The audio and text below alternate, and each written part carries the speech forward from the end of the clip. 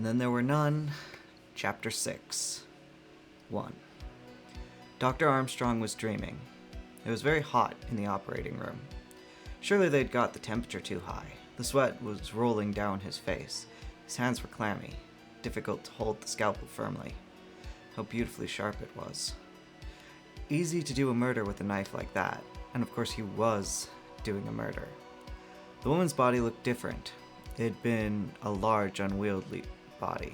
This was a spare, meager body, and the face was hidden. Who was it that he had to kill? He couldn't remember, but he must know. Should he ask Sister? Sister was watching him. No, he couldn't ask her. She was suspicious, he could see that. But who was it on the operating table? They shouldn't have covered up the face like that. If only he could see the face. Ah, that was better. A young probationer was pulling off the handkerchief. Emily Brent, of course. It was Emily Brent that he had to kill. How malicious her eyes were. Her lips were moving. What was she saying? In the midst of life, we are in death. She was laughing now. No, nurse, don't put the handkerchief back. I've got to see. I've got to give the anesthetic. Where's the ether? I must have brought the ether with me. What have you done with the ether, sister? Châteauneuf du Pape, I think? Yes, that will do quite as well. Take the handkerchief away, nurse. Of course, I knew it all the time. It's Anthony Marston. His face is purple and convulsed, but he's not dead. He's laughing. I tell you, he's laughing. He's shaking the operating table. Look out, man, look out. Nurse, steady it. With a start, Dr. Armstrong woke up. It was morning. The sunlight was pouring into the room. Someone was leaning over him, shaking him. It was Rogers. Rogers with a white face. Saying, Doctor. Dr. Armstrong woke up completely. He sat up in bed. He said sharply, What is it? It's the wife, Doctor. I can't get her to wake. My God, I can't get her to wake, and she don't look right to me. Dr. Armstrong was quick and efficient. He wrapped himself in his dressing gown and followed Rogers. He bent over the bed where the woman was laying peacefully on her side. He lifted the cold hand and raised the eyelid. It was some few minutes before he straightened himself and turned from the bed. Rogers whispered, Is she... He passed a tongue over dry lips. Armstrong nodded. Yes, she's gone. His eyes rested thoughtfully on the man before him. Then they went to the table by the bed, to the washstand, then back to the sleeping woman. Rogers said, Was it her art, Doctor? Dr. Armstrong was a minute or two before replying. Then he said, What was her health like normally? Rogers said, She was a bit rheumatic-y. Any doctor been attending her recently? Doctor? Rogers stared. Not been to a doctor for years. Neither of us. You'd no reason to believe she suffered from heart trouble? No, Doctor. I never knew of anything. Armstrong said, Did she sleep well? Now Rogers' eyes evaded his. The man's hands came together and turned and twisted uneasily. He muttered, She didn't sleep extra well, no. The doctor said sharply, Did she take things to make her sleep? Rogers stared at him, surprised. Take things to make her sleep? Not that I knew of. I'm sure she didn't. Armstrong went over to the washstand. There were a certain number of bottles on it. Hair lotion, lavender water, cascara, glycerin of cucumber for the hands, a mouthwash, toothpaste, and some elements. Rogers helped by pulling out the drawers of the dressing table. From there they moved on to the chest of drawers, but there was no sign of sleeping draughts or tablets. Rogers said, She didn't have nothing last night, sir, except what you gave her. 2. When the gong sounded for breakfast at 9 o'clock, it found everyone up and awaiting the summons. General MacArthur and the judge had been pacing the terrace outside, exchanging desultory comments on the political situation. Vera Claythorne and Philip Lombard had been up to the summit of the island behind the house. There they had discovered William Henry Bloor. staring at the mainland. He said, "No sign of that motorboat yet. I've been watching for it." Vera said, smiling, "Devon's a sleepy county. Things are usually late." Philip Lombard was looking the other way, out to sea. He said abruptly, "What do you think of the weather?" Glancing up the sky, Bloor remarked, "Looks all right to me." Lombard pursed his mouth into a whistle. He said, "It will come on to blow before the day is out." Bloor said, "Squally, eh?"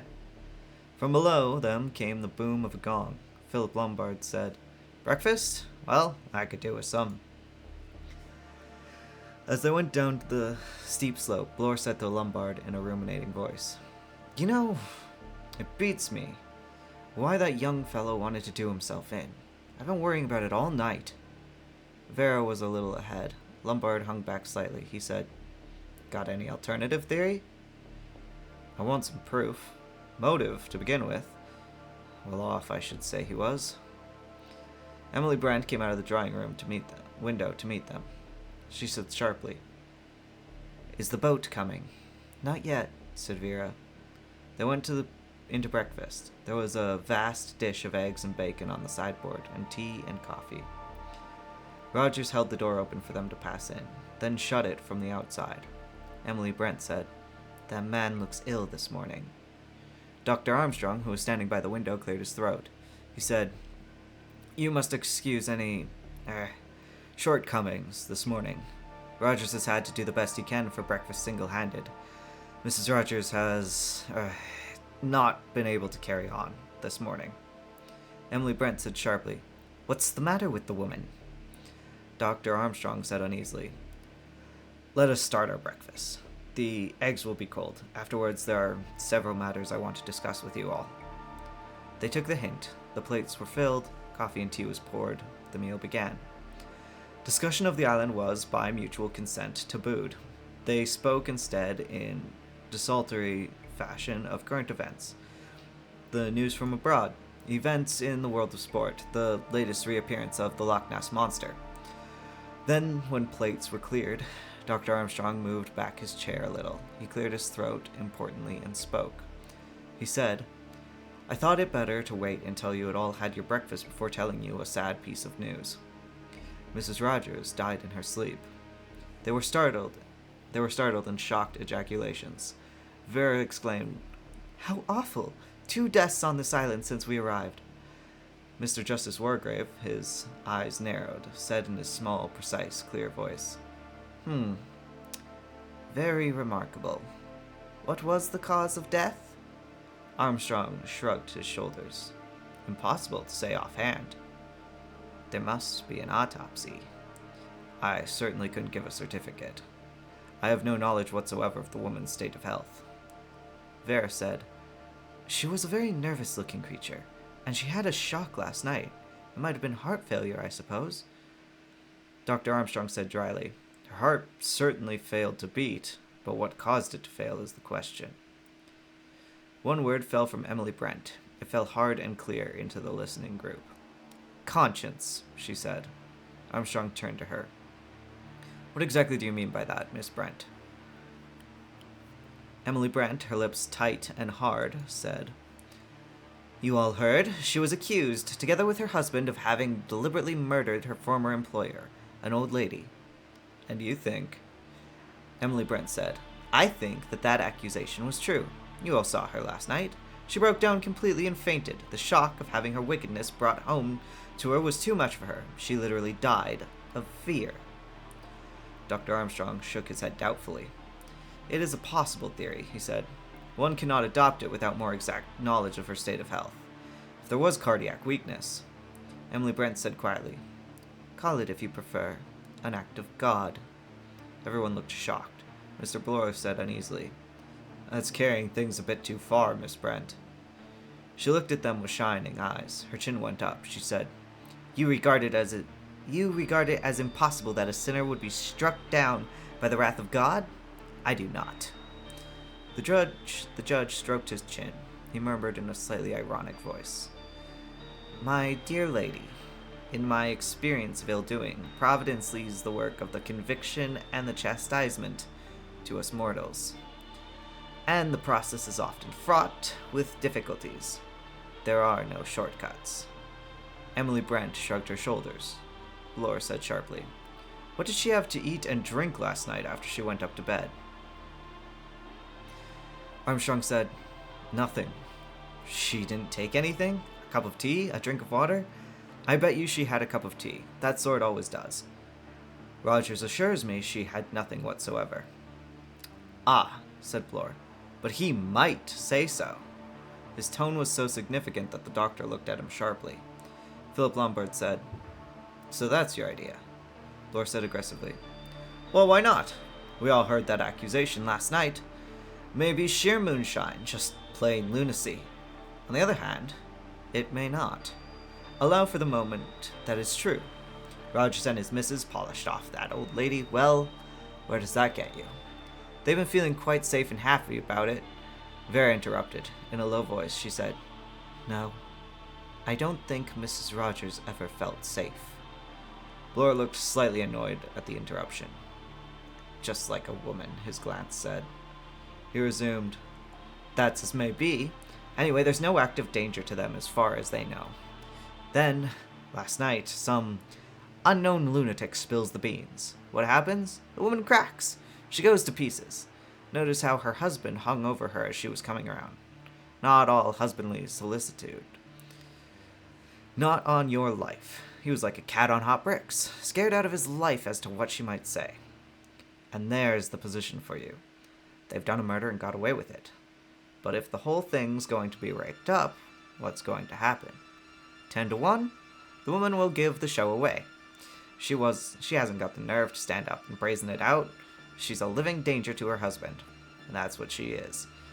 He's all right. He'll lie with a straight face till kingdom comes, but he can't be sure of her. And if she goes to pieces, his neck's in danger. So he slips something into a cup of tea and makes sure that her mouth is shut permanently." Armstrong said slowly, "There was no empty cup by her bedside. There was nothing at all. I looked." Blore snorted. "Of course there wouldn't be.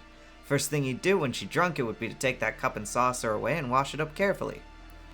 There was a pause. Then General MacArthur said doubtfully, "It may be so, but I shouldn't hardly think it possible that a man would do that to his wife." Blore gave a short laugh. He said, "When a man's neck's in danger, he doesn't stop to think too much about sentiment." There was a pause. Before anyone could speak, the door opened and Rogers came in. He said, looking from one to the other, "Is there anything more I can get you?" Mr. Justice Wargrave stirred a little in his chair. He asked, "What time does the motorboat usually come over?" "Between 7 and 8, sir. Sometimes it's a bit after 8. Don't know what Fred Narracott can be doing this morning. If he's ill, he'd send his brother." Philip Lombard said, "What's the time now?" 10 minutes to 10, sir." Lombard's eyebrows rose. He nodded slowly to himself. Rogers waited a minute or two. General MacArthur spoke suddenly and explosively. "Sorry to hear about your wife, Rogers. Doctor's just been telling us." Rogers inclined his head. "Yes, sir. Thank you, sir." He took the empty bacon dish and went out. Again there was silence. 3.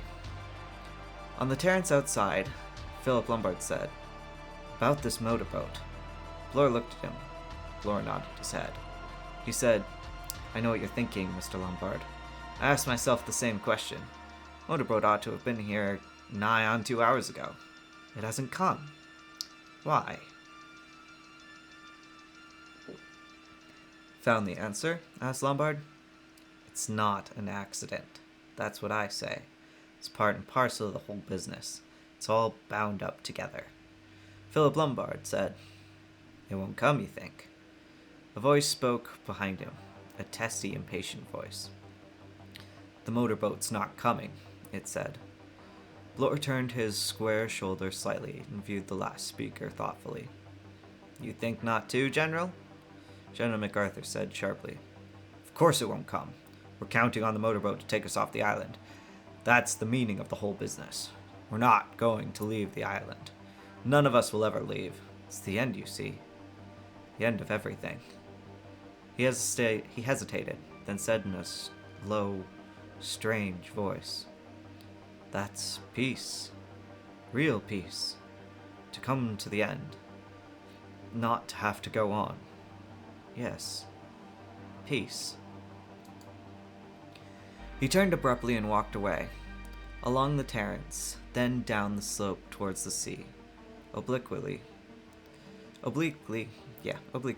to the end of the island where loose rocks went out into the water. He walked a little unsteadily, like a man who was only half awake. Blore said, "There goes another one who's barmy. Looks as though it'll end with the whole lot going that way." Philip Lombard said, "I don't fancy you will, Blore." The ex-inspector laughed. "It would take a lot to send me off my head," he added dryly. "And I don't think you'll be going that way either, Mr. Lombard." Philip Lombard said, "I feel quite sane at the minute, thank you." 4. Dr. Armstrong came out on the terrace. He stood there hesitating. To his left were Blore and Lombard. To his right was Wargrave, slowly pacing up and down, his head bent down. Armstrong, after a moment of indecision, turned towards the latter.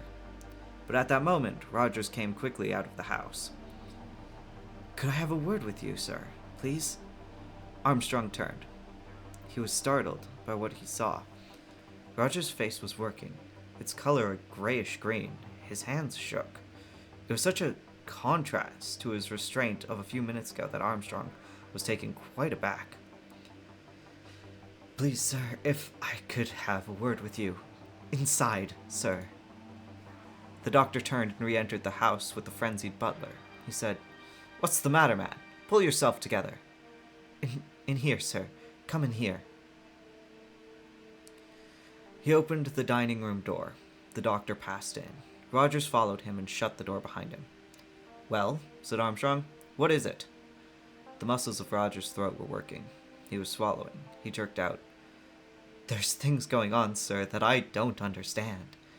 Armstrong said sharply, "Things? What things?" "You'll think I'm crazy, sir. You'll say it isn't anything, but it's got to be explained, sir. It's got to be explained, because it doesn't make any sense." "Well, man, tell me what it is. Don't go on talking in riddles." Rogers swallowed again. He said, "It's those little figurines, sir, in the middle of the table. The little china figures. 10 of them there were. I'll swear to that, 10 of them." Armstrong said, "Yes, 10. We counted them last night at dinner." Rogers came nearer. "That's just it, sir. Last night, when I was clearing up, there wasn't but 9, sir. I noticed it and thought it was queer, but that's all I thought. And now, this morning, I didn't notice when I laid the breakfast. I was upset and all that. But now, sir, when I came to clear away, see for yourself if you don't believe me, there's only 8, sir. Only 8. It doesn't make sense, does it? Only 8. Chapter 7. 1.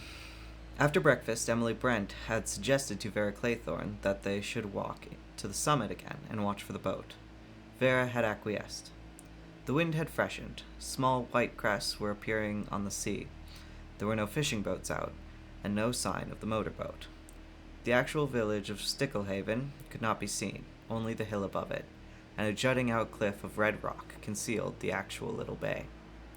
Emily Brent said, The man who brought us out yesterday seemed a dependable sort of person. It is really very odd that he should be so late this morning." Vera did not answer. She was fighting down a rising feeling of panic. She said to herself angrily, "You must keep cool. This isn't like you. You've always had excellent nerves." Aloud, she said after a minute or two, "I wish he would come. I want to get away." Emily Brent said dryly, "I've no doubt we all do." Vera said, "It's all so extraordinary. There seems no meaning in it at all." The elderly woman beside her said briskly, "I am very annoyed with myself for being so easily taken in. Really, that letter is absurd when one comes to examine it. But I had no doubts at the time. None at all." Vera murmured mechanically, "I suppose not." "One takes things for granted too much," said Emily Brent. Vera drew a deep, shuddering breath. She said, "Do you really think what you said at breakfast?" "Be more precise, my dear. To what, in particular, are you referring?" Vera said in a low voice, "Do you really think that Rogers and his wife did away with that old lady?" Emily Brent gazed thoughtfully out to sea. Then she said, "Personally, I am quite sure of it. What do you think?" "I don't know what to think." Emily Brent said, "Everything goes to support the idea. The way the woman fainted, and the man dropped the coffee tray, remember? Then the way he spoke about it. It didn't ring true. Oh yes, I'm afraid they did it." Vera said, "The way she looked, scared of her own shadow. I've never seen a woman look so frightened. She must have been always haunted by it." Miss Brent murmured, "I remember a text that hung in my nursery as a child. Be sure thy sin will find thee out. It's very true that. Be sure thy sin will find thee out." Vera scrambled to her feet. She said, "But, Miss Brent, in that case..." "Yes, my dear? The others. What about the others?" "I don't quite understand you." "All the other accusations, they weren't true. But if it's true about the Rogerses..." She stopped, and unable to make her chaotic thought clear. Emily Brent's brow, which had been frowning perplexedly, cleared. She said, "Ah, I understand you now. Well, there is that Mr. Lombard. He admits to having abandoned 20 men to their deaths." Vera said, "They were only natives." Emily Brent said sharply, "Black or white, they are our brothers." Vera thought, "Our black brothers. Oh, I'm going to laugh. I'm hysterical. I'm not myself. Vera, girl, you need to sit down. You are not doing well." Emily Brent continued thoughtfully, "Of course, some of the other accusations are very far-fetched and ridiculous. Against the judge, for instance, who was only doing his duty in his public capacity, and the ex-Scotland Yard man. My own case, too." She paused, and then went on. "Naturally, considering the circumstances, I was not going to say anything last night. It was not a fit subject to discuss before gentlemen." "No?" "No?" Vera listened with interest. Miss Brent continued serenely. "Beatrice Taylor was in service with me. Not a nice girl, as I found out too late. I was very much deceived in her. She had nice manners, and was very clean and willing, and I was pleased with her. Of course, all that was the sheerest hypocrisy.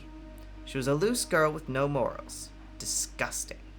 It was some time before I found out that she was what they call, quote, in trouble, unquote." She paused, her delicate nose wrinkling itself in distaste. "It was a great shock to me. Her parents were decent folk, too, who had brought her up very strictly. I'm glad to say they did not condone her behavior." Vera said, staring at Miss Brent, "What happened?" "Naturally, I did not keep her an hour under my roof. No one shall ever say that I condoned immorality." Vera said in a lower voice, "What happened to her?" Miss Brent said, "The abandoned creature, not content with having one sin on her conscience, committed a still graver sin. She took her own life." Vera whispered, horror-struck, "She killed herself?" "Yes, she threw herself into the river." Vera shivered. She stared at the calm, delicate profile of Miss Brent. She said, "What did you feel like when you knew she'd done that? Weren't you sorry? Didn't you blame yourself?" Emily Brent drew herself up. I had nothing with which to reproach myself." Vera said, "But if you're..."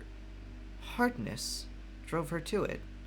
Emily Brent said sharply, "Her own action, her own sin. That was what drove her to it. If she had behaved like a decent, modest young woman, none of this would have happened."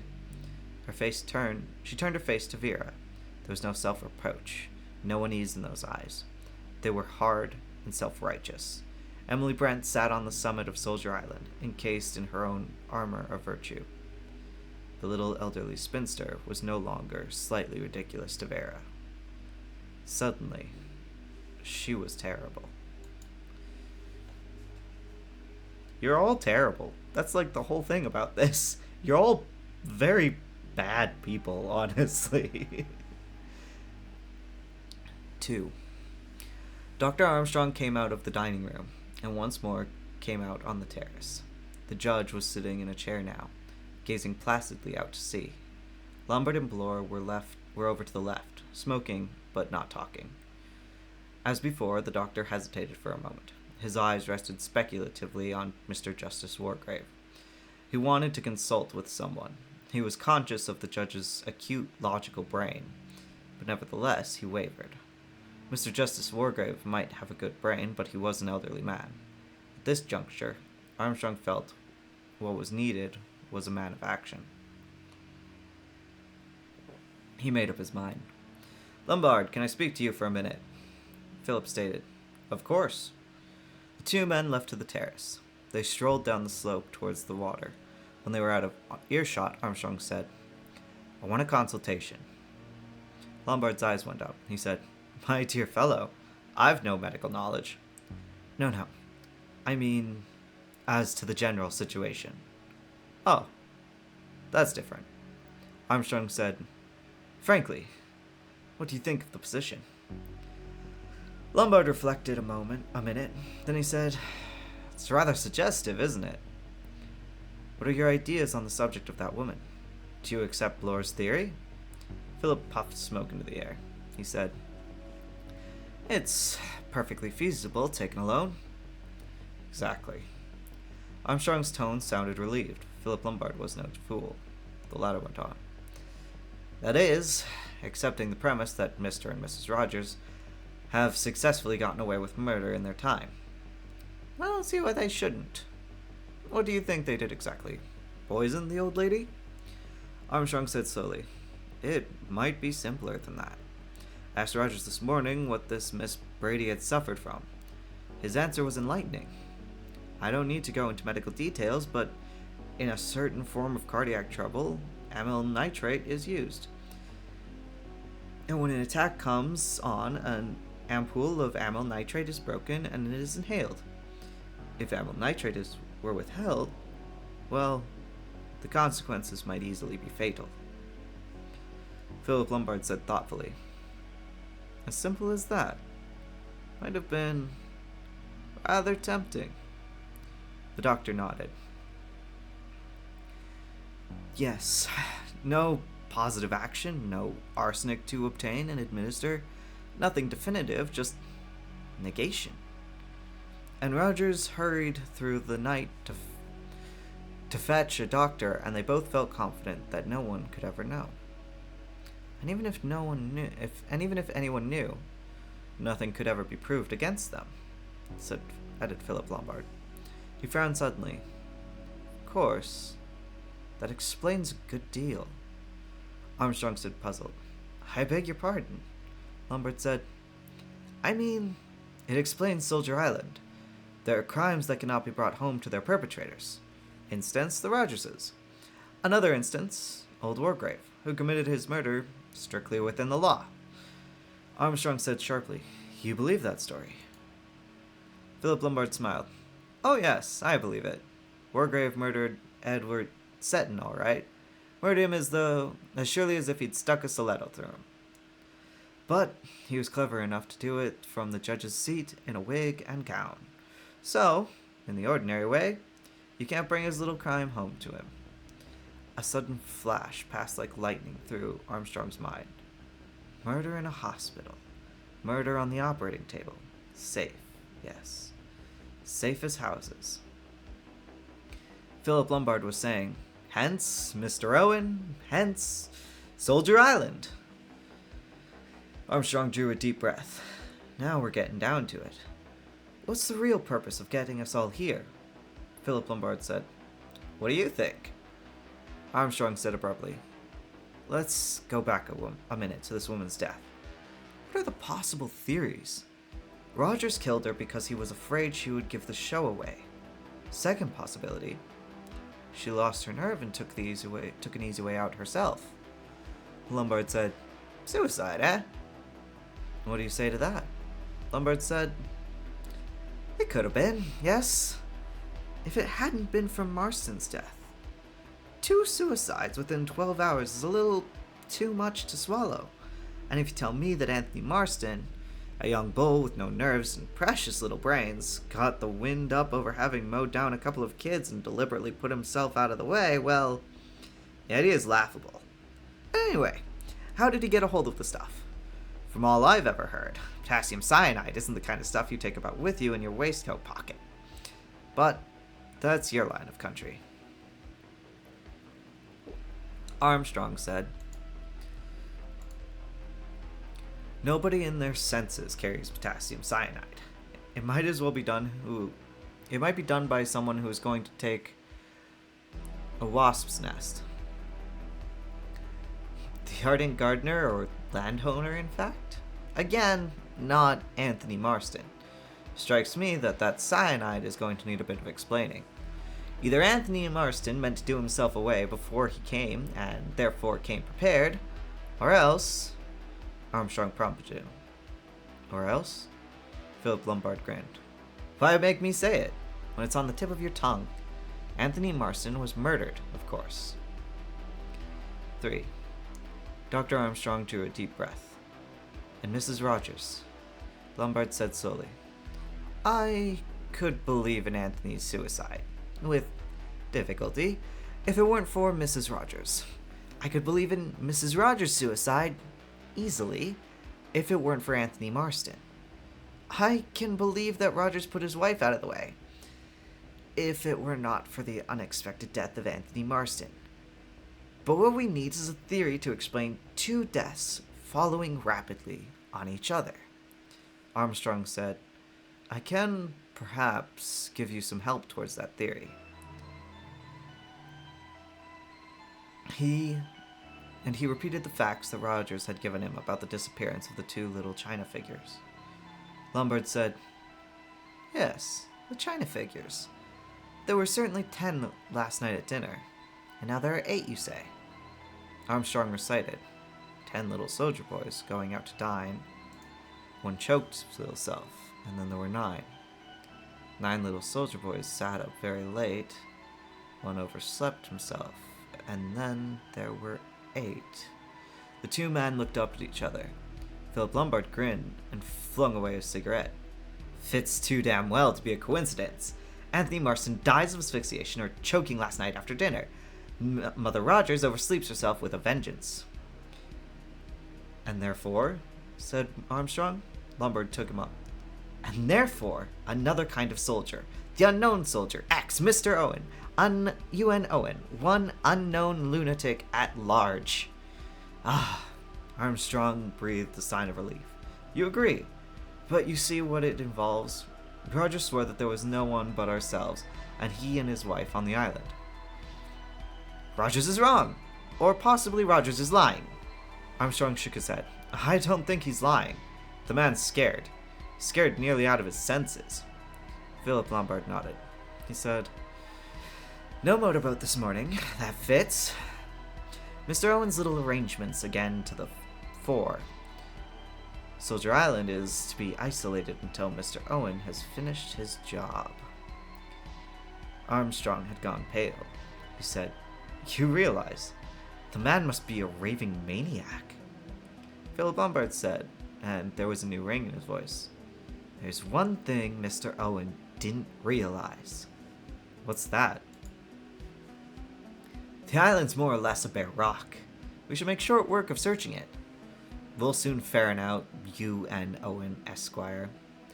Dr. Armstrong said warningly. He'll be dangerous. Philip Lombard laughed. Dangerous? Who's afraid of the big bad wolf? I'll be dangerous when I get a hold of him. He paused and said, "We'd better rope Blorant to help us. He'll be a good man in a pinch. Better not tell the women. As for the others, the general's gaga, I think. An old Wargrave's forte is masterly in inactivity. 3 of us can attend to this job." 8:1. Blore was easily roped in. He expressed immediate agreement with their arguments. "What you've said about those china figures, sir, makes all the difference. That's crazy, that is. There's only one thing. You don't think this Owens idea might be to do the job by proxy, as it were? Explain yourself, man." "Well, I mean like this. After the racket last night, this young Marston After the racket last night, this young Marston gets the wind-up and poisons himself. And Rogers, he gets the wind-up too and bumps off his wife, all according to UNO's plan." Armstrong shook his head. He stressed the point about the cyanide. Blore agreed. "Yes, I'd forgotten about that. Not a natural thing to be carrying about with you. But how did it get into his drink, sir?" Lombard said, "I've been thinking about that. Marston had several drinks that night. Between the time he had his last one and the time he finished the one before it, there was quite a gap. During that time, his glass was lying about on some table or other. I think, though I can't be sure, it was on a little table near the window. The window was open. Somebody could have slipped a dose of cyanide into the glass." Blore said unbelievingly, "Without our all seeing him, sir." Lombard said dryly, "We were all rather concerned elsewhere." Armstrong said slowly, "That's true. We'd all been attacked. We were all walking about, moving about the room, arguing, indignant, intent on our own business. I think it could have been done." Blore shrugged his shoulders. "Fact is, must have been done. Now then, gentlemen, let's make a start. Nobody's got a revolver by any chance? Suppose that's too much to hope for." Lombard said, "I've got one." He patted his pocket. Blore's eyes opened very wide. He said in an over-casual tone, "Always carry that about with you, sir?" Lombard said, "Usually. I've been in some tight places, you know." "Oh," said Blore, and added, "Well, you've probably never been in a tighter place than you are today. If there is a lunatic hiding on this island, he's probably got a young arsenal on him. Say nothing of a knife or dagger or 2. Armstrong coughed. "You may be wrong there, Blore. Many homicidal lunatics are very quiet, unassuming people. Delightful fellows." Blore said, "I don't feel this one is going to be of that kind, Dr. Armstrong." 2. The 3 men started on their tour of the island. It proved unexpectedly simple. On the northwest side, towards the coast, the cliffs fell sheer to the sea below, their surface unbroken. On the rest of the island, there were no trees and very little cover. The 3 men worked carefully and methodically, beating up and down from the highest point to the water's edge, narrowly scanning the least irregularity in the rock, which might point to the entrance to a cave. But there were no caves. They came at last, skirting the water's edge, to where General MacArthur was looking out to sea. It was very peaceful here, with the lap of the waves breaking over the rocks. The old man sat very upright, his eyes fixed on the horizon. He paid no attention to the approach of the searchers. His oblivion of them made one at least faintly uncomfortable. Blore thought to himself, "'Tisn't natural. Looks as though he's gone into a trance or something." He cleared his throat and said in a would-be conversational tone, "Nice peaceful spot you found for yourself, sir." The general frowned. He cast a quick look over his shoulder. He said, "There's so little time. So little time.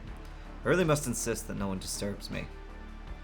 Blore said genially, "We won't disturb you. We're just making a tour of the island, so to speak.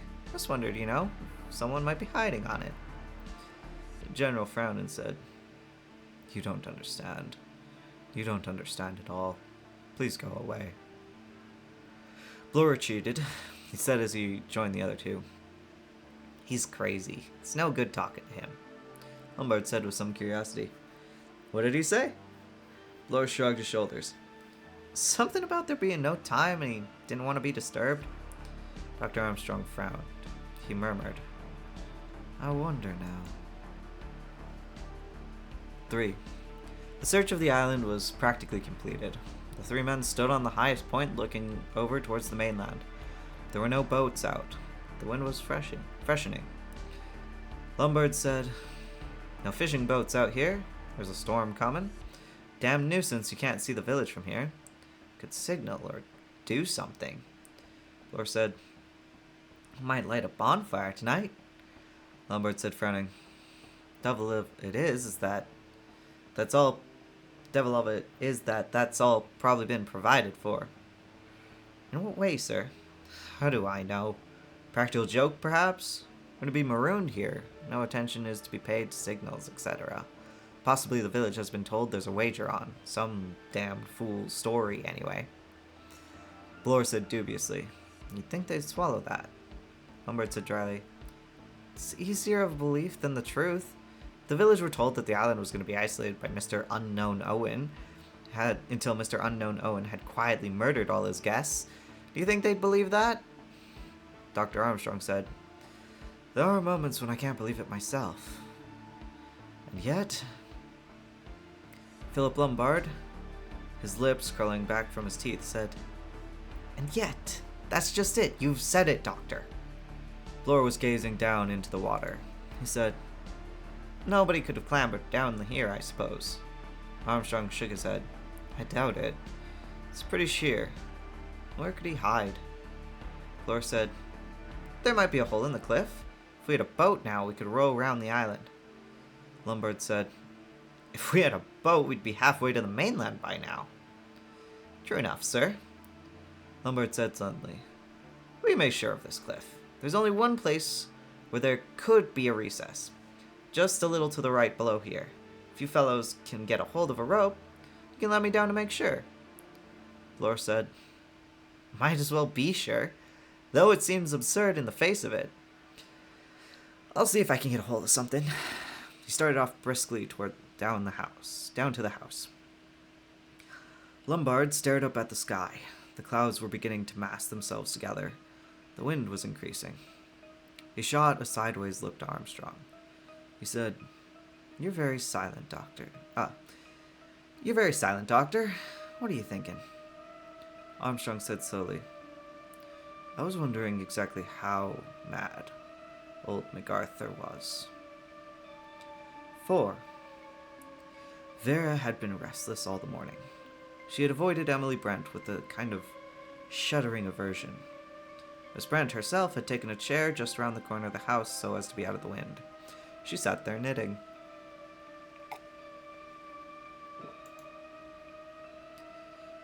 Every time Vera thought of her, she seemed to see a pale, drowned face with seaweed entangled in the hair.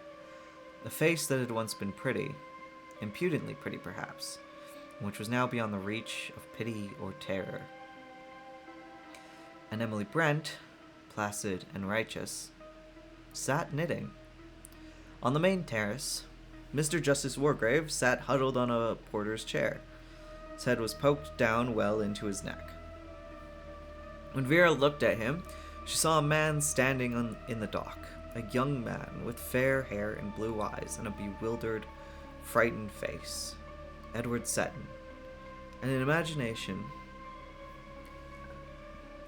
she saw the judge's old hands put the black cap on his head and begin to pronounce the sentence.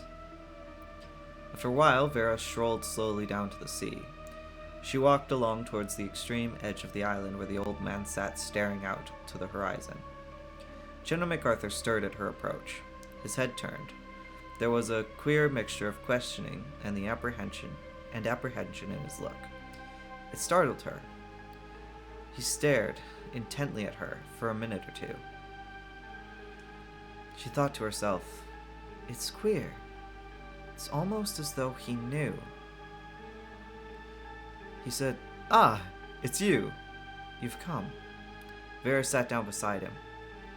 She said, "Do you like sitting here looking out to sea?" He nodded his head gently. "Yes," he said. "It's pleasant. It's a good place, I think, to wait." "To wait?" said Vera sharply. "What are you waiting for?" He said gently, "The end. But I think you know that, don't you? It's true, isn't it?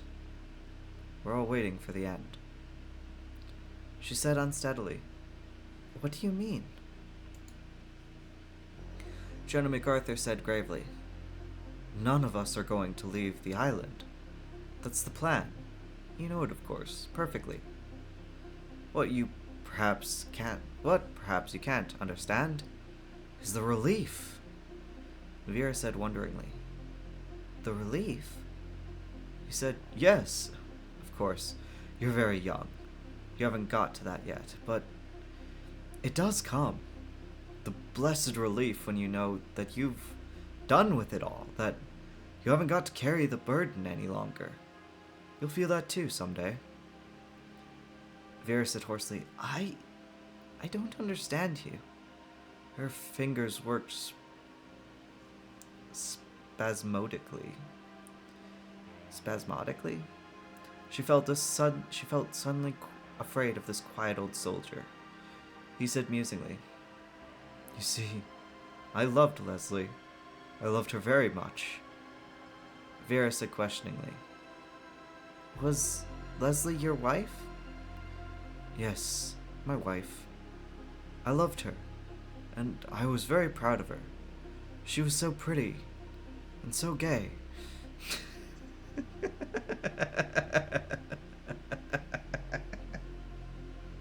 I knew it was coming and I still couldn't stop myself from laughing. God damn it.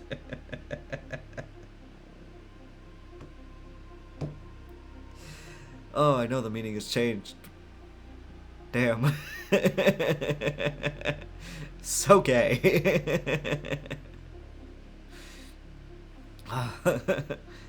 He was silent for a minute or two. Then he said, "Yes, I loved Leslie. That's why I did it." Vera said, "You mean?" and paused. I love that everyone is just confessing all of their murders to Vera. They're like, she ain't gonna tell anyone.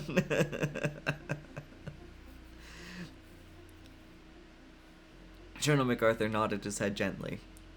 "It's not much good denying it now. Not when we're all going to die. I sent Murchman to his death. I suppose, in a way, it was murder. Curious. Murder. And I've always been such a law-abiding man. But it didn't seem like that at the time. I had no regrets. Serves him damned well right, that's what I thought. But afterwards," in a hard voice, Vera said, "Well, afterwards?" He shook his head vaguely. He looked puzzled and a little distressed. "I don't know. I don't know. It was all different, you see. I don't know if Leslie ever guessed. I don't think so. But you see, I didn't know about her anymore.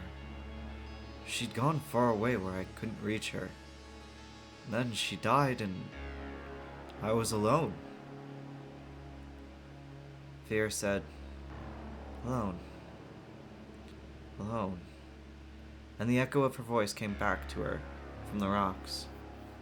Jenna MacArthur said, "You'll be glad too, when the end comes." She got up. She said sharply, "I don't know what you mean." He said, "I know, my child.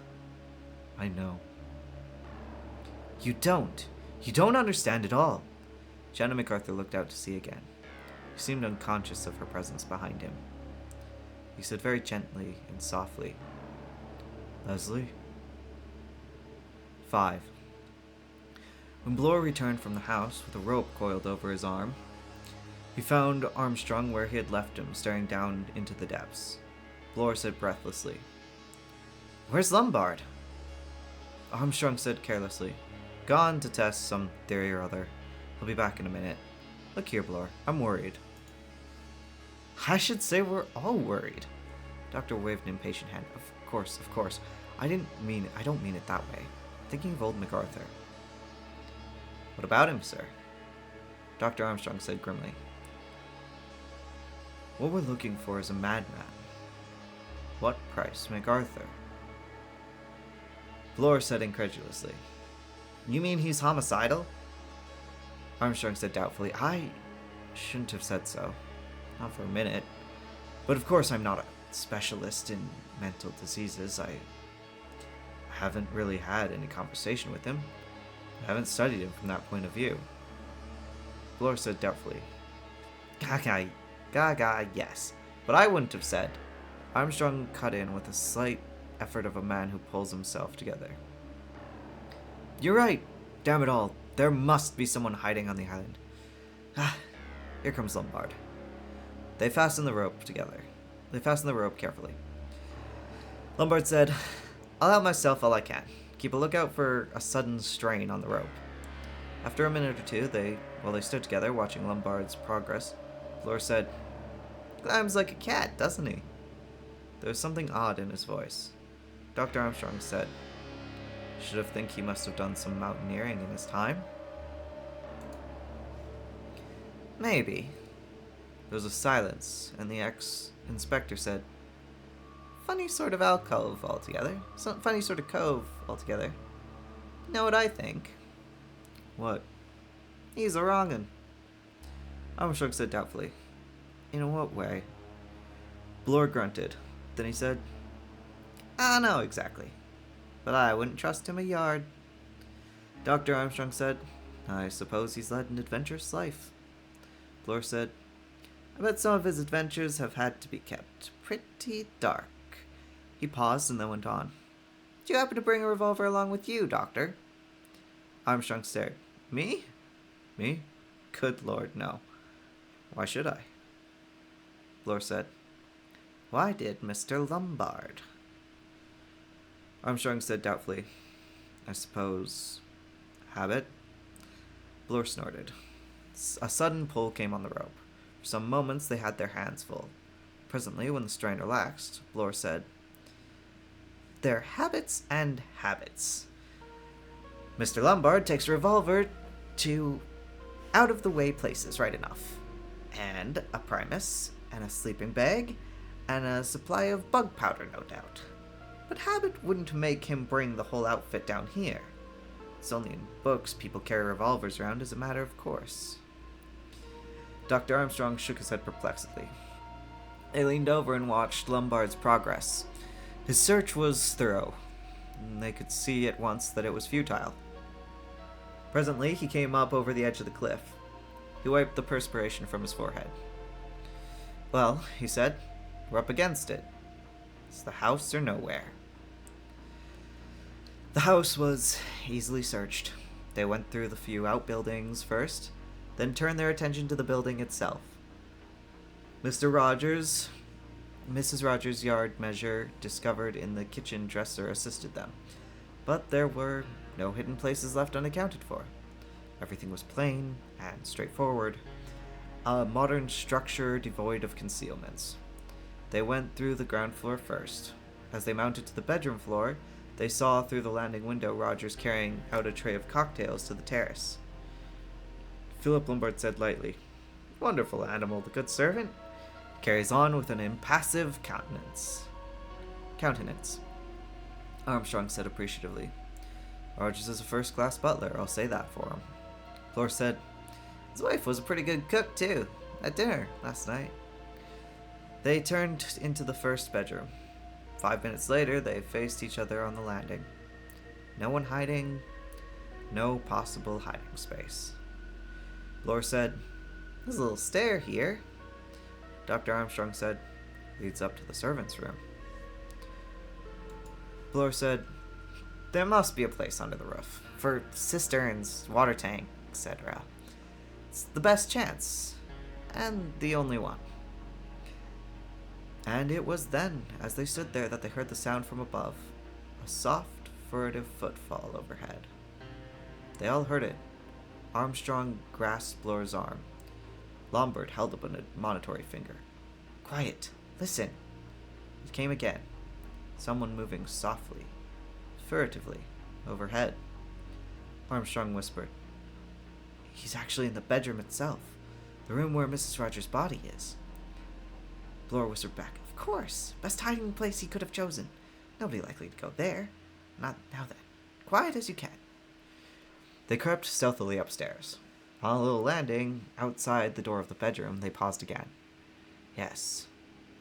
Someone was in the room. There was a faint creak from within. Blore whispered, "Now!" He flung the door open and rushed in, the other two close behind him. Then all three stopped dead. Rogers was in the room, his hands full of garments.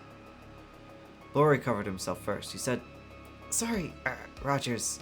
Heard someone moving about in here and thought, well..." He stopped. Rogers said, "I'm sorry, gentlemen. I was just moving my things. I take it there will be no objection if I take one of the vacant guest rooms on the floor below? The smallest room." It was to Armstrong that he spoke, and Armstrong replied, Of course. Get on with it." He avoided looking at the sheeted figure lying on the bed. Roger said, "Thank you, sir."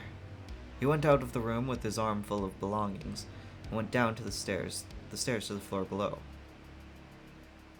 Armstrong moved over to the bed and, lifting the sheet, looked down on the peaceful face of the dead woman.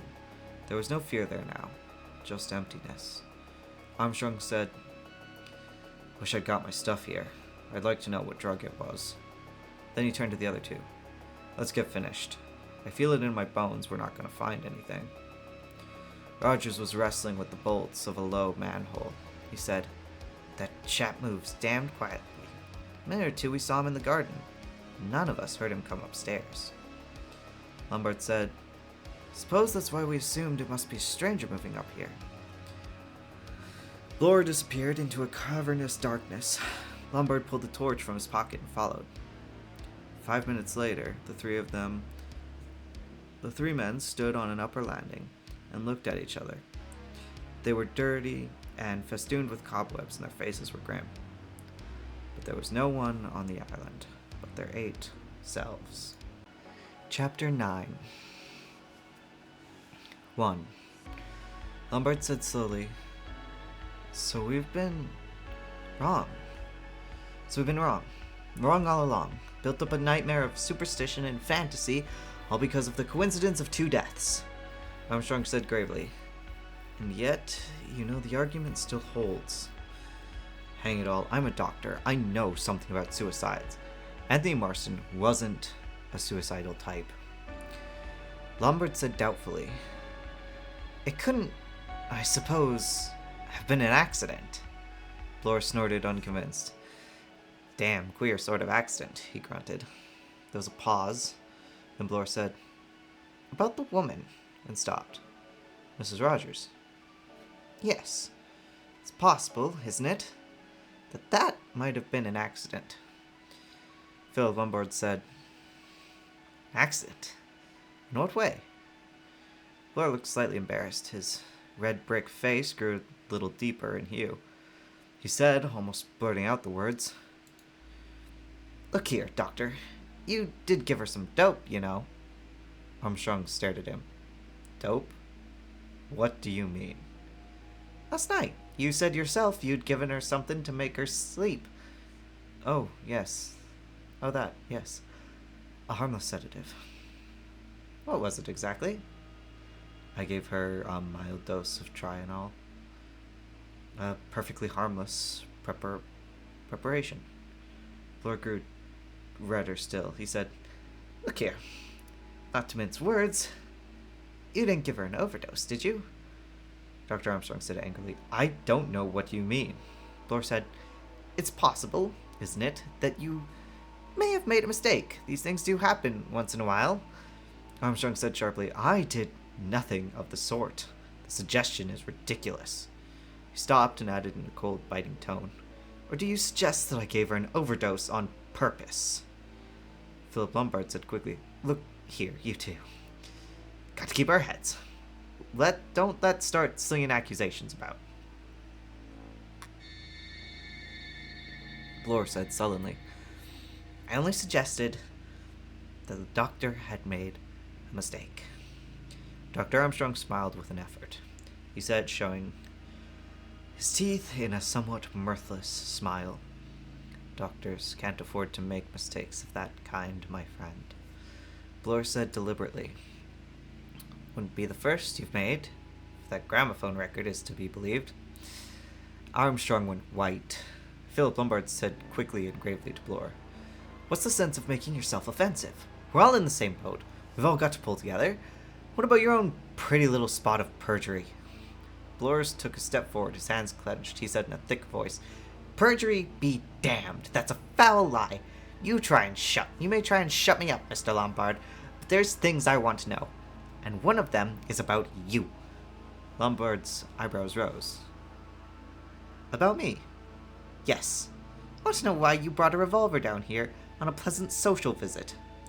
Lombard said, You do you? Yes, I do, Mr. Lombard. Lombard said unexpectedly, You know, Blore, not nearly such a fool as you look. That's as may be. What about that revolver? Lombard smiled. I brought it because I expected to run into a spot of trouble. Blore said suspiciously, Didn't tell us that last night.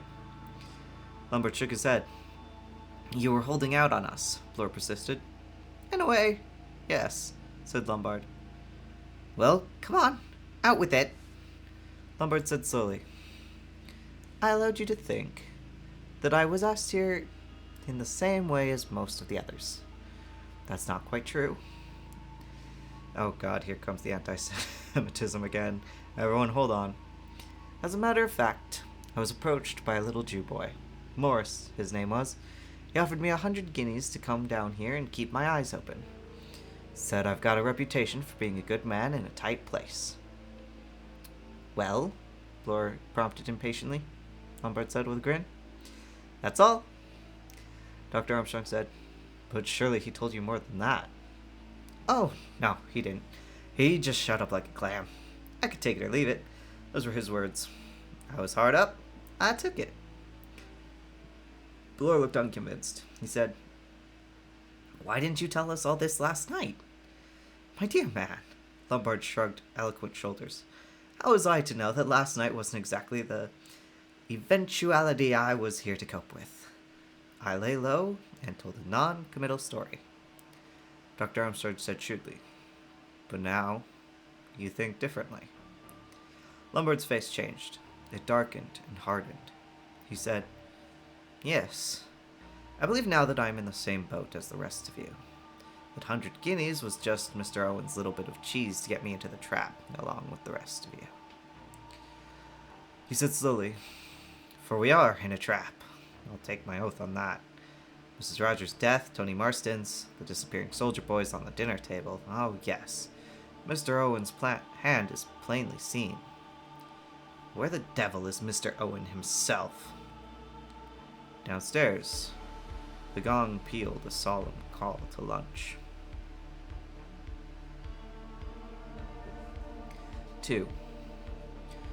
Rogers was standing by the dining room door.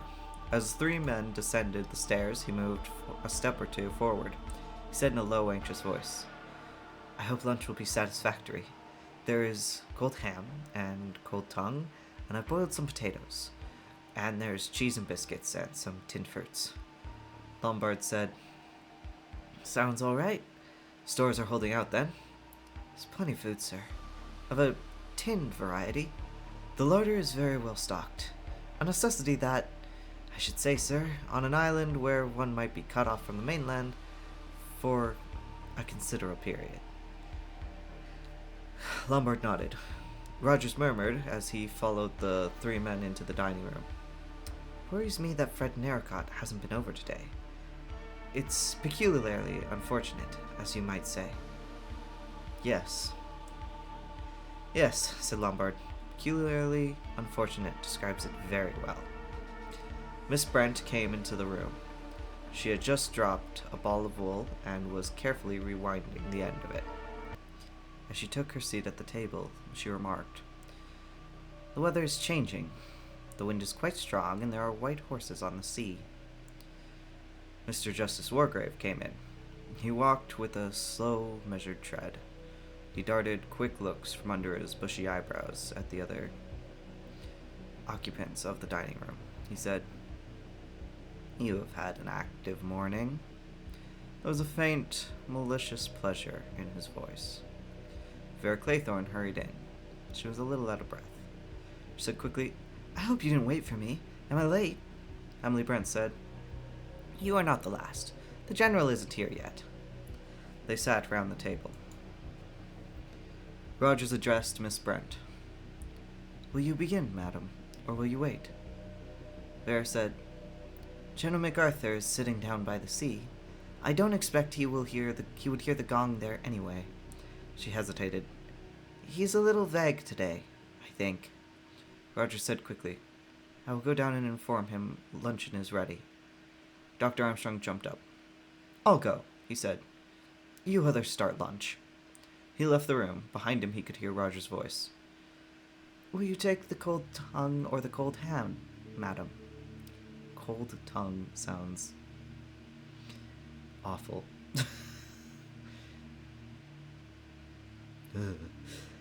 3. The 5 people sitting round the table seemed to find conversation difficult. Outside, sudden gusts of wind came up and died away. Vera shivered a little and said, "There is a storm coming." Blore made a contribution to the discourse. He said conversationally, "There was an old fellow in the train from Plymouth yesterday. He kept saying a storm was coming. Wonderful how they know the weather, these old salts." Rogers went round the table collecting the meat plates. Suddenly, with the plates held in his hands, he stopped. He said in an odd, scared voice, "There's somebody running." They could all hear it, running feet along the terrace. In a minute they knew. They knew without being told. As by common accord they all rose to their feet. They stood looking towards the door. Dr. Armstrong appeared, his breath coming fast. He said, "General MacArthur!" "Dead!" The word burst from Vera explosively. Armstrong said, "Yes, he's dead." There was a pause. A long pause. 7 people looked at each other and could find no words to say. 4. The storm broke just as the old man's body was borne in through the door. The others were standing in the hall. There was a sudden hiss and a roar as the rain came down. As Blore and Armstrong passed up the stairs with their burden, Vera Claythorne turned suddenly and went into the deserted dining room. It was as they had left it. The sweet course stood ready on the sideboard, untasted. Vera went up to the table. She was there a minute or two later when Rogers came softly into the room. He started when he saw her. Then his eyes asked a question. He said, "Oh, miss, I just came to see." In a loud, harsh voice that surprised Vera herself, Vera said, "You're quite right, Rogers. Look for yourself. There are only 7. 5. General MacArthur had been laid on his bed. After making a last examination, Armstrong left the room and came downstairs. He found the others assembled in the drawing room. Miss Brent was knitting. Vera Claythorne was standing by the window, looking out at the hissing rain. Blore was sitting squarely in a chair, his hands on his knees. Lombard was walking restlessly up and down. At the far end of the room, Mr. Justice Wargrave was sitting in a grandfather chair. His eyes were half closed. They opened as the doctor came into the room. He said in a clear, penetrating voice, Well, doctor? Armstrong was very pale. He said, "No question of heart failure or anything like that. MacArthur was hit with a life preserver or some such thing on the back of the head." A little murmur went round, but the clear voice of the judge was raised once more. "Did you find the actual weapon used?" "No." "Nevertheless, you are sure of your facts?" "I am quite sure." Mr. Justice Wargrave said quietly, "We now know exactly where we are." There was no doubt now who was in charge of the situation. This morning, Wargrave had sat huddled in his chair on the terrace, refraining from any overt activity. Now he assumed command with the ease born of a long habit of authority. He definitely presided over the court. Clearing his throat, he spoke once more. This morning, gentlemen, whilst I was sitting on the terrace, I was an observer of your activities. There could be little doubt of your purpose. You were searching the island for an unknown murderer. Quite right, sir, said Philip Lombard. The judge went on. You had come, doubtless, to the same conclusion that I had, namely that the deaths of Anthony Marston and Mrs. Rogers were neither accidental nor were they suicides. No doubt you also reached a certain conclusion as to the purpose of Mr. Owen in enticing us to this island. Blore said hoarsely, He's a madman, a loony. The judge coughed.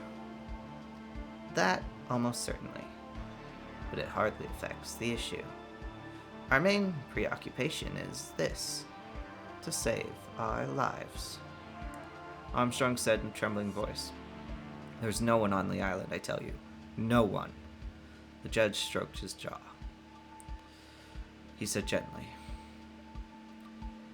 In the sense you mean, no. I came to that conclusion early this morning. I could have told you that your search would be fruitless. Nevertheless, I am strongly of the opinion that, quote, Mr. Owen, unquote, to give him the name he himself has adopted, is on the island. Very much so. Given the scheme in question, which is neither more nor less than the execution of justice upon certain individuals for offenses which the law cannot touch, there is only one way in which that scheme could be accomplished. Mr. Owen could only come to the island in one way. It is perfectly clear. Mr. Owen is one of us. 6. Oh, no, no, no. It was Vera who burst out, almost in a moan. The judge turned a keen eye on her. He said, My dear young lady, this is no time for refusing to look facts in the face. We are all in grave danger. One of us is you and Owen, and we do not know which of us. Of the 10 people who came to this island, 3 are definitely cleared. Anthony Marston, Mrs. Rogers, and Jonah MacArthur have gone beyond suspicion. There are 7 of us left. Of those 7, one is, if I may so express myself, a bogus little soldier boy. He paused and looked around. Do I take it that you all agree? Armstrong said, It's fantastic, but I suppose you're right. Blore said, Not a doubt of it. And if you ask me, I have a very good idea. A quick gesture of Mr. Justice Wargrave's hand stopped him. The judge said quietly, We will come to that presently. At the moment, all I wish to establish is that we are in agreement with the facts. Emily Brent, still knitting, said, Your argument seems logical. I agree that one of us is possessed by a devil. Vera murmured, I can't believe it. I can't. Wargrave said, Lombard. I agree, sir. Absolutely. The judge nodded his head in a satisfied manner. He said, Now let us examine the evidence. To begin with, is there any reason for suspecting one particular person? Mr. Blore, you have, I think, something to say. Blore was breathing hard. He said, Lombard's got a revolver. He didn't tell the truth last night. He admits it. Philip Lombard smiled scornfully. He said, I suppose I better explain again. He did so, telling the story briefly and succinctly. Blore said sharply, What's to prove it? There's nothing to corroborate your story. The judge coughed. Unfortunately, he said, we are all in that position. There is only our own word to go upon. He leaned forward. You have, none of you, yet grasped that this is a very peculiar situation this is. To my mind, there is only one course of procedure to adopt.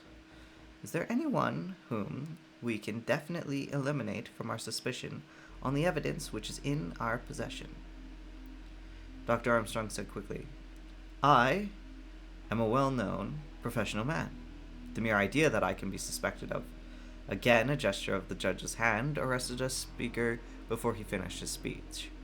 Mr. Justice Wargrave said in his small, clear voice, I, too, am a well-known person. But, my dear sir, that proves less than nothing. Doctors have gone mad before now. Judges have gone mad. So, he added, looking at Blore, have policemen. Lombard said, At any rate, I suppose you leave the women out of it. The judge's eyebrows rose. He said in the famous acid tones that Consul knew so well, Do you understand... so sorry. Do I understand you to assert that women are not subject to homicidal mania? Clap for Judge Wargrave. He is a feminist. Lombard said irritably, Of course not, but all the same, it seems hardly possible. He stopped. Mr. Justice Wargrave, still in the same thin, sour voice, addressed Armstrong. I take it, Dr. Armstrong, that a woman could have been physically capable of striking the blow that killed poor MacArthur. The doctor said calmly, Perfectly capable. Given a suitable instrument, such as a rubber truncheon or cosh, it would require no undue exertion of force? Not at all. Mr. Justice Wargrave wriggled his tortoise-like neck. He said, The other 2 deaths have resulted from the administration of drugs. That, no one will dispute, is easily compassed by a person of the smallest physical strength. Vera cried angrily, I think you're mad! His eyes turned slowly till they rested on her. It was the dispassionate stare of a man well used to weighing humanity in the balance.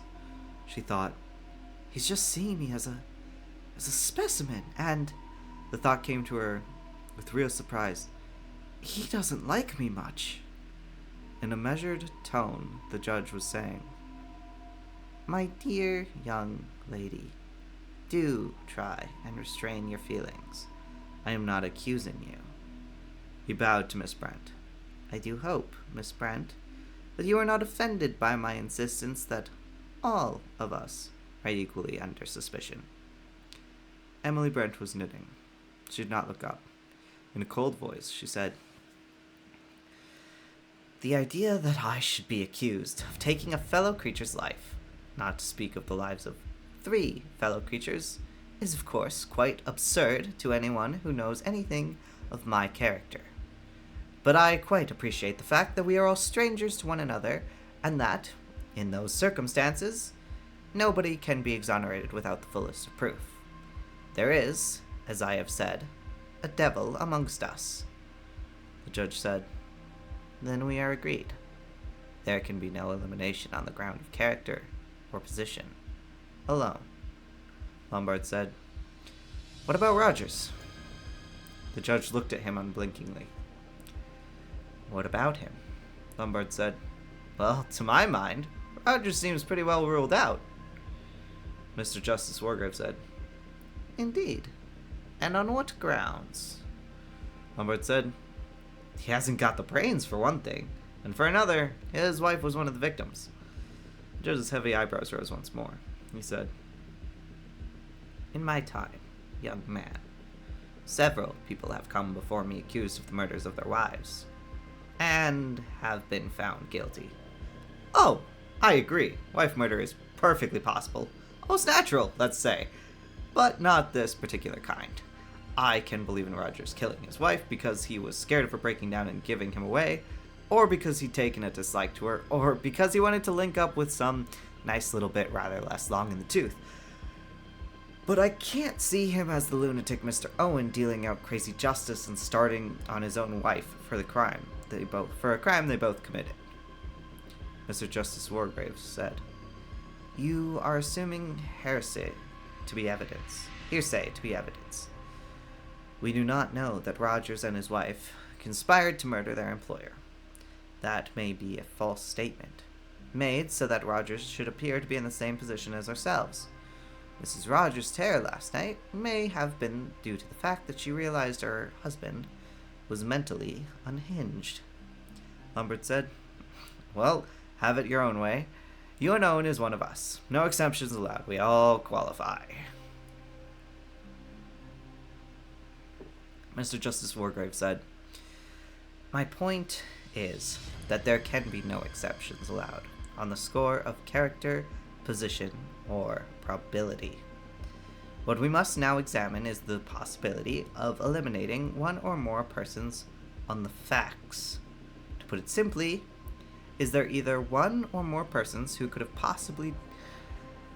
not possibly have administered either cyanide to Anthony Marston or an overdose of sleeping draught to Mrs. Rogers, and who had no opportunity of striking a blow that killed General MacArthur?" Bloor's rather heavy face lit up. He leaned forward. "Now you're talking, sir," he said. "That's the stuff. Let's get into it. As regards young Marston, I don't think there's anything to be done. It's already been suggested that someone from outside slipped something into the dregs of his glass before he could refill it for the last time. A person actually in the room could have done that even more easily. I can't remember if Rogers was in the room, but the rest of us certainly could have done it." He paused, then went on. "Now, take the woman Rogers. The people who stand out there are her husband and the doctor. Either of them could have done it as easily as winking." Armstrong sprang to his feet. He was trembling. "I protest. This is absolutely uncalled for. I swear that the dose I gave the woman was perfectly—" "Dr. Armstrong." The small, sour voice was compelling. The doctor stopped with a jerk in the middle of a sentence. The small, cold voice went on. "Your indignation is very natural. Nevertheless, you must admit that the facts have got to be faced. Either you or Rogers could have administered a fatal dose with the greatest of ease. Let us now consider the position of the other people present. What chance had I, had Inspector Bloor, had Miss Brent, had Miss Claythorne, had Mr. Lombard of administering poison? Can any one of us be completely and entirely eliminated?" He paused. "I think not." Vera said angrily, "I was nowhere near the woman. All of you can swear to that." Mr. Justice Wargrave waited a minute. Then he said, "As far as my memory serves me, the facts were these. Will anyone please correct me if I make a misstatement? Mrs. Rogers was lifted onto the sofa by Anthony Marston and Mr. Lombard, and Dr. Armstrong went to her. He sent Rogers for brandy. There was then a question raised as to where the voice we had just heard had come from. We all went into the next room, with the exception of Miss Brent, who remained in this room, alone with the unconscious woman." A spot of color came to Emily Brent's cheeks. She stopped knitting. She said, "This is outrageous." This remorseless small voice went on. "When we returned to this room, you, Miss Brent, were bending over the woman on the sofa." Emily Brent said, "Is common humanity a criminal offense?" Mr. Justice Wargrave said, "I am only establishing facts. Rogers then entered the room with the brandy, which, of course, he could quite well have doctored before entering the room. The brandy was administered to the woman, and shortly afterwards her husband and Dr. Armstrong assisted her up to bed, where Dr. Armstrong gave her a sedative." Bloor said, "That's what happened. Absolutely. And that lets out the judge, Mr. Lombard, myself, and Miss Claythorne." His voice was loud and jubilant. Mr. Justice Wargrave, bringing a cold eye to bear upon him, murmured, "Ah, but does it? We must take into account every possible eventuality." Bloor stared. He said, I don't get you." Mr. Justice Wargrave said, "Upstairs in her room. Mrs. Rogers is lying in bed. The sedative that the doctor has given her begins to take effect. She is vaguely sleepy and acquiescent. Supposing that At that moment, there is a tap on the door, and someone enters, bringing her, shall we say, a tablet, or a draught, with the message that the doctor says you're to take this. Do you imagine for 1 minute that she would not have swallowed it obediently without thinking twice about it? There was a silence. Blore shifted his feet and frowned. Philip Lombard said, I don't believe in that story for a minute. Besides, none of us left this room for hours afterwards. There was Marston's death and all the rest of it. The judge said, someone could have left his or her bedroom later. Lombard objected. But then Rogers would have been up there. Dr. Armstrong stirred. No, he said. Rogers went downstairs to clear up in the dining room and pantry. Anyone could have gone up to the woman's bedroom then without being seen. Emily Brent said, Surely, Doctor, the woman would have been fast asleep by then under the influence of the drug you had administered? In all likelihood, yes. But it is not a certainty.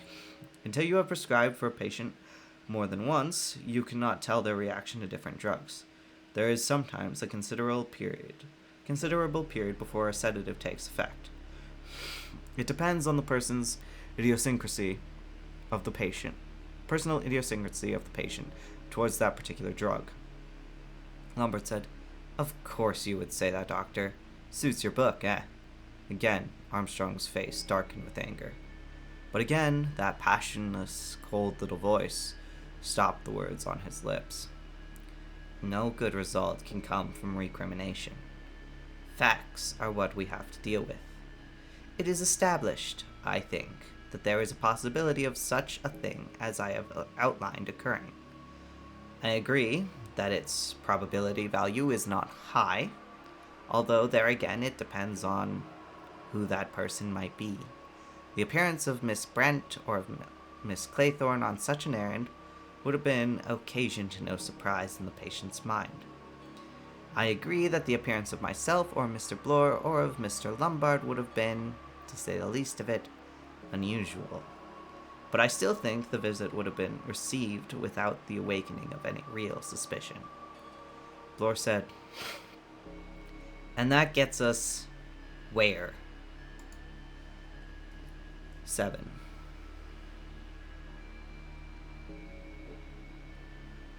Mr. Justice Wargrave, stroking his lip and looking quite passionless and inhuman, said,